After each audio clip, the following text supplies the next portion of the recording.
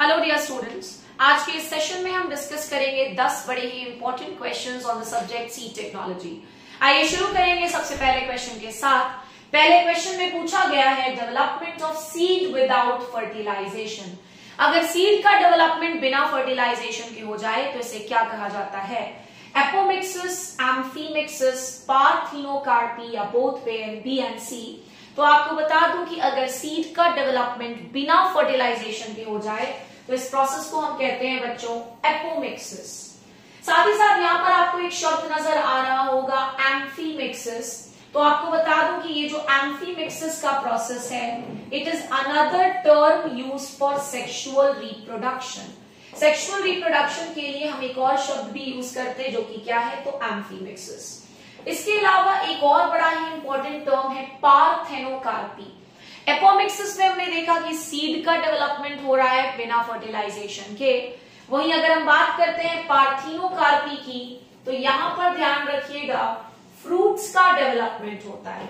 किस चीज का डेवलपमेंट होगा? फ्रूट्स का, और वो भी बिना फर्टिलाइजेशन के। तो जब सीड का डेवलपमेंट हो बिना फर्टिलाइजेशन के तो एपोमिक्सिस, और अगर फ्रूट्स का डेवलपमेंट हो बिना फर्टिलाइजेशन के तो इसे हम कह देते हैं parthenocarpy. Coming to the next question जो कि सीड प्रोडक्शन से रिलेटेड एक बेहद इंपॉर्टेंट कॉन्सेप्ट है जिसे हम कहते हैं रोप पुलिंग। क्वेश्चन को पहले पढ़ लेते हैं और जानते हैं कि रोप पुलिंग होता क्या है। तो rope pulling should be done during the peak flowering time and this concept is used in. Question में ये बोला गया है कि रोप पुलिंग का जो प्रोसेस है ये अक्सर तब करना चाहिए जब फ्लावरिंग अपने पीक पर हो, यानी मैक्सिमम फ्लावरिंग हो रहा हो। और बताएं इस पर्टिकुलर प्रोसेस को हम किस क्रॉप में यूज करते हैं। तो रोप पुलिंग एक्चुअली क्या किया जाता है, इसमें राइस के फील्ड में एक रस्सी को पकड़ करके जहां पर भी फ्लावर्स हैं उन पे मूव किया जाता है उस रस्सी को, सो दैट उस रस्सी में जो एंथर्स लगे हुए हों उस एंथर से फीमेल फ्लावर्स का पॉलिनेशन हो सके, जिसे हम कह देते हैं रोप पुलिंग। तो मैंने आंसर भी बातों बातों में बता भी दिया। ये rope pulling is a technique of seed production in the case of rice. So the correct answer for this question will be rice. इसके बाद हम आ जाते हैं क्वेश्चन नंबर 3 पर। आइए पढ़ते हैं क्वेश्चन नंबर 3 में क्या पूछा गया है। For removing hair like structure, अक्सर बहुत सारे सीड्स के सतह पर, सरफेस पर छोटे छोटे बाल के समान स्ट्रक्चर्स होते हैं, हेयर लाइक स्ट्रक्चर्स होते हैं। So for removing hair like structures on the seed what is used? इनमें से किस पर्टिकुलर इक्विपमेंट को यूज किया जाता है सीड के सरफेस से छोटे हेयर्स को रिमूव करने के लिए? डीबियर्डर, शेलर, स्काल्पर या नन ऑफ द अबव? तो ध्यान रखिएगा छोटे हेयर्स को सीड के सरफेस से रिमूव करने के लिए हम जिस इक्विपमेंट को यूज करते हैं दैट इज नोन एज डीबियर्डर। इसके बाद आ जाते हैं क्वेश्चन नंबर 4 पर और आइए पढ़ते हैं क्वेश्चन नंबर 4 में हमारे को क्या पूछा गया है। क्वेश्चन नंबर 4 एक बेहद इंपॉर्टेंट सवाल पूछा गया है कि इनमें से लॉन्ग लिव्ड सीड किसे कहा जाता है?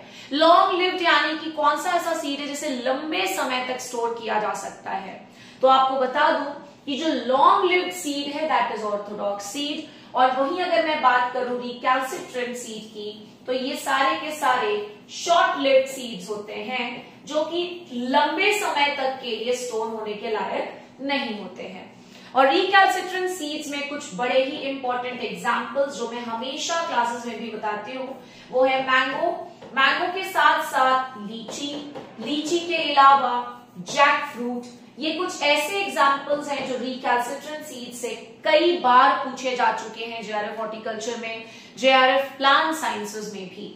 सो रिकैल्सिट्रेंट सीड्स जो होते हैं वो शॉर्ट लिव्ड सीड्स होते हैं बिकॉज इनको आप लंबे समय तक स्टोर नहीं कर सकते। और ऑर्थोडॉक्स सीड्स को हम लॉन्ग लिव्ड सीड्स बोलते हैं बिकॉज ये काफी लंबे समय तक स्टोर किए जा सकते हैं। इसके बाद हम आ जाते हैं क्वेश्चन नंबर 5 पर जिसमें पूछा गया है ISST was formed in। यहाँ पर ISST का मतलब है बच्चों Indian society of seed technology, और ये कब बना था आपसे ये पूछा गया है। 1965, 1963, 1987 या नन ऑफ द अबव। तो आपको बता दूं कि जो Indian society of seed technology है ये बना था 1971 में। यहाँ पर एक और इम्पोर्टेंट ईयर है जो कि हमारे सीड टेक्नोलॉजी से जुड़ा हुआ है एंड दैट इज 1963। 7 मार्च 1963 को फॉर्मेशन हुआ था एनएससी का, जहां पर एनएससी का मतलब है बच्चों नेशनल सीड कॉर्पोरेशन। तो हमने ISSTB पढ़ लिया। इसका करेक्ट आंसर क्या हो जाएगा क्वेश्चन नंबर 5 का? Option number D, because ISST कब बना था? इन द ईयर 1971, और 1971 हमारे पास ऑप्शंस में नहीं था। इसके बाद हम आ जाते हैं नेक्स्ट इंपॉर्टेंट टॉपिक पर, जो कि है scarification is applicable more to, question number 6। Last session में मैंने स्कारिफिकेशन क्या है ये डिस्कस किया था। सीड कोट को सॉफ्ट कर देना, उसको कमजोर बना देना, उसे तोड़ देना, क्या होता है? स्कारिफिकेशन। और अब इस सवाल में पूछा गया है कि ये जो स्कारिफिकेशन टर्म है ये ज्यादातर किस फैमिली के लिए यूज किए जाने वाला कॉन्सेप्ट है?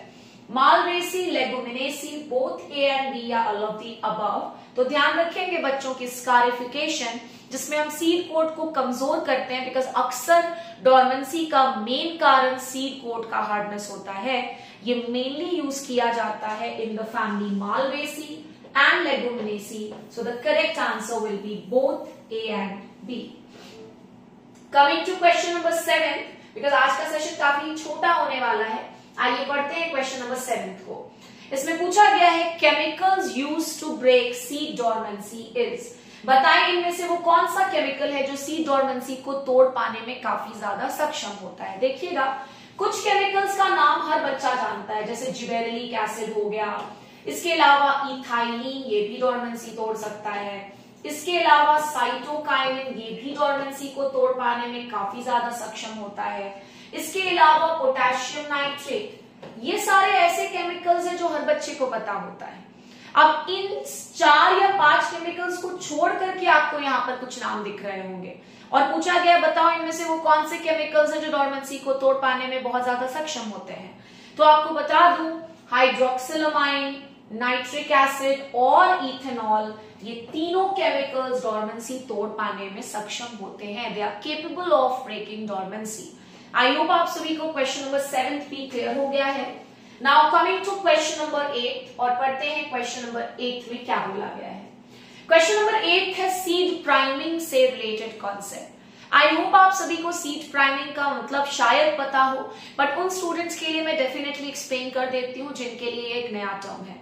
एक्चुअली सीड प्राइमिंग का मतलब होता है सोइंग से पहले हम सीड को हाइड्रेशन ट्रीटमेंट देते हैं। हाइड्रेशन ट्रीटमेंट मतलब उसको मॉइस्चर से एक्सपोज कराया जाता है सो दैट जर्मिनेशन जल्दी हो सके। जो काम सीड सॉइल में जाने के बाद करता वो प्रोसेस हम पहले ही करा दे रहे हैं सीड्स को। मतलब हम क्या कर रहे हैं, सोइंग से पहले सीड्स को हाइड्रेट कर दे रहे हैं, पानी के प्रेजेंस में छोड़ दे रहे हैं, सो दैट अब हम इस हाइड्रेटेड सीड को जब सॉइल में डालें तो जर्मिनेशन जल्दी आ जाए, और इसी फंडे को हम कहते हैं सीड प्राइमिंग। आइए पढ़ते हैं क्वेश्चन की। The concept of seed priming was given by Nobbe, Heydecker, बालेवर, या नन ऑफ द अबव। तो आपको बता दूं कि जो सीड प्राइमिंग का कॉन्सेप्ट है इट वाज गिवन बाय हेडेकर, और सीड प्राइमिंग के कई सारे टाइप्स होते हैं। जैसे एक टाइप होता है हाइड्रो प्राइमिंग, जिसमें हम पानी का यूज करते हैं प्राइमिंग करने के लिए। एक होता है हैलो प्राइमिंग, जिसमें हम सॉल्ट को यूज करते हैं for the purpose of priming. एक होता है ऑस्मो प्राइमिंग, जिसमें हम यूज करते हैं पेग को, पेग यानी कि पॉली इथाइलिन ग्लाइकॉल। सो मैंने आपको साथ ही साथ प्राइमिंग के 3 अलग अलग टाइप्स भी बता दिए, hydro, hello and osmo priming. Next हम आ जाते हैं क्वेश्चन नंबर 9 पर। GOT is used for the determination of. बच्चों ध्यान रखिएगा कि यहाँ पर GOT का मतलब है grow out test. Grow out test जिसका एक और नाम भी है and that is field plot test. मतलब ग्रो आउट टेस्ट एक ऐसा सवाल है जहां से आपको कहीं ना कहीं कुछ ना कुछ देखने को जरूर मिलेगा। और आपको बता दूं कि जो ग्रो आउट टेस्ट है ये पता कर लेता है जेनेटिक प्योरिटी को। किस चीज को पता करता है? जेनेटिक प्योरिटी को। And the last question of today's session, ये रिपीटेड क्वेश्चन है बिकॉज मुझे समय नहीं मिल पाया बहुत सारे क्वेश्चंस का करेक्शन बना पाने में, इसीलिए मैंने लास्ट सेशन का एक रिपीटेड क्वेश्चन ले लिया है and that is tag size of breeder seed. Breeder seed का टैग साइज कितना होता है? तो ये होता है बच्चों 12 बाई 6 सेंटीमीटर। आई होप आप सभी को क्लियर हो गया है। साथ ही साथ आपको टीएल सीड यानी ट्रुथफुली लेबल्ड सीड का भी टैग साइज बता दूं तो ये होता है 15 × 10 सेंटीमीटर। और इसके अलावा अगर मैं बात करूं फाउंडेशन और सर्टिफाइड सीड की, तो फाउंडेशन और सर्टिफाइड सीड का जो टैग साइज होता है ये होता है 15 बाई 7.5 सेंटीमीटर। तो इस क्वेश्चन के बहाने हमने 3 अलग अलग कैटेगरीज ऑफ सीड का भी टैग साइज पढ़ लिया। आई होप आप सभी को ये 10 में से एटलीस्ट 8 क्वेश्चंस तो डेफिनेटली कुछ ना कुछ सिखा करके जाएंगे। इन सारे क्वेश्चंस को नोट डाउन करिए। नेक्स्ट सेशन में मैं कोशिश करूंगी सीड पर रिलेटेड और अच्छे लेवल के क्वेश्चंस लेकर आ पाऊं। टिल देन पढ़ते रहें बच्चों। Thank you so much.